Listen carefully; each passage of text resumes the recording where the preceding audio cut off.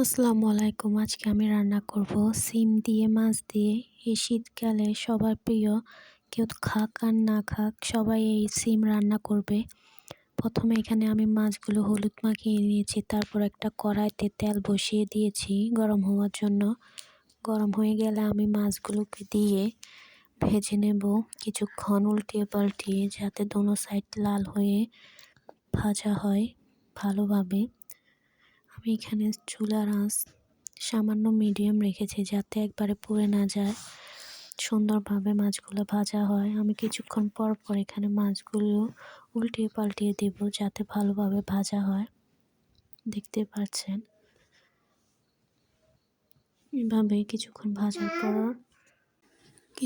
ভাজার পর আমি উল্টিয়ে পাল্টিয়ে দিচ্ছি ভালোভাবে ভাজার জন্য। এভাবে ভালোভাবে ভেজে নিচ্ছি। ভালোভাবে ভাজার পর এগুলোকে আমি উঠিয়ে নেব। এখানে ভালোভাবে ভেজে নিচ্ছি, যাতে ভিতরে কাঁচা না থাকে। ভালোভাবে ভাজার পর এগুলো আমি উঠিয়ে নেব। আমি এখানে তেলাপিয়া মাছ ব্যবহার করছি। আপনারা চাইলে যে কোনো মাছ বা যে কোনো মাছ থাকলে আপনাদের বাসায় দিয়ে রান্না করতে পারেন। মাছগুলো উঠিয়ে নেওয়ার পর একটা পাত্র বসিয়ে তার মধ্যে মাছ ভাজার পর যে তেলটা ছিল আমি এখানে আমি দিয়ে দেব 2 চামচ পেঁয়াজ বাটা, 1/2 চামচ রসুন বাটা, সামান্য পরিমাণ আদা বাটা দিয়ে ভালোভাবে নেড়ে ছেড়ে নিচ্ছি। দিয়ে দেব 1 চামচ লবণ, 2 চামচ মরিচ ও 1 চামচ হলুদ গুঁড়া দিয়ে ভালোভাবে নেড়ে ছেড়ে একটু সামান্য পানি দিয়ে টমেটো আর 3টা কাঁচামরিচ দিয়ে ভালোভাবে মশলাটা কষিয়ে নেব। কষানোর পর এখানে আমি আগে থেকে কুটে রাখা সিম আর আলু ধুয়ে দিয়ে দেব। ভালোভাবে মশলাটার সাথে কষিয়ে নেব 2 মিনিট। 2 মিনিট কষানো হয়ে গেলে এখানে আমি পরিমাণ মতো পানি দিয়ে দেব। দেখতে পাচ্ছেন 2 মিনিট কষানোর পর একদম পানিটা কমে গেছে, ভালোভাবে কষানো হয়ে গেছে। এখানে আমি পরিমাণ মতো পানি দিয়ে দেব। পরিমাণ মতো পানি দেওয়ার পর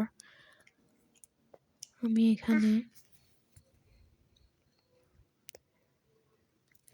পানি দিয়ে দিচ্ছি।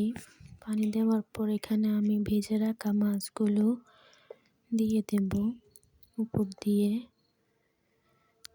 মাছগুলো দেওয়ার পর এখানে আমি দিয়ে দেব টমেটো, দিয়ে আমি ঢাকনা দিয়ে দেব 10 মিনিটের জন্য।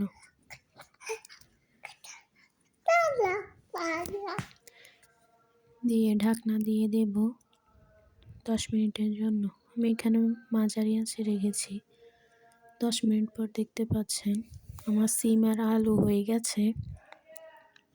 এখানে আমি 1 মুঠ ধনিয়া পাতা কুচি দিয়ে দিচ্ছি। এখন আমি নামিয়ে নেব।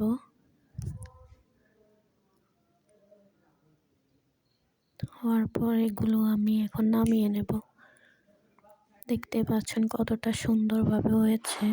একবার এভাবে রান্না করে খেয়ে দেখতে পারেন। দেখতে পাচ্ছেন আমার সিম তরকারি আলু দিয়ে টমেটো দিয়ে কতটা সুন্দর হয়েছে।